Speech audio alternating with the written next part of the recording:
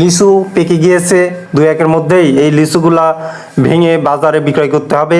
আমি লিচু পরিদর্শন করতে এসেছি আমাদের বাগানে, এসে দেখলাম লিচুর কালার সুন্দর হয়ে গিয়েছে, লাল টকটকি কালার হয়ে গিয়েছে, কিছুটা কাঁচা কাঁচা আছে, তবে গড়ভাবে মিক্সার করে বাঁধলে খুবই সুন্দর কালার দেখাবে।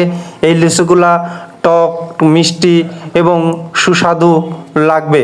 আর বিশেষ করে একেবারে লাল লিচুর কালার হয়ে গেলে সেগুলা পাংশে বা স্বাদ সেরকম লাগে না, আবারও কাঁচা থাকলেও সেই লিচুগুলাও স্বাদের হয় না।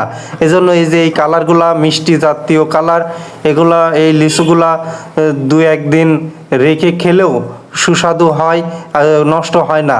আর বেশি লাল হয়ে থাকা লিচুগুলা দ্রুত খেয়ে ফেলতে হয়, এবং যেগুলা কাঁচা কালার সেগুলা খেতে অনেকটা টক লাগে।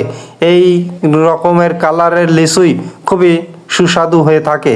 এই লিচুগুলাকে বলা হয় আটি লিচু, অনেকেই বলে থাকে মুজাফফর বা দেশি লিচু।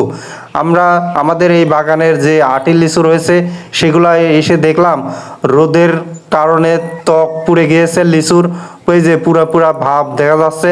এতে বোঝা গেল যে এই লিচু আর বেশি রাখা যাবে না, ভেঙে ফেলতে হবে।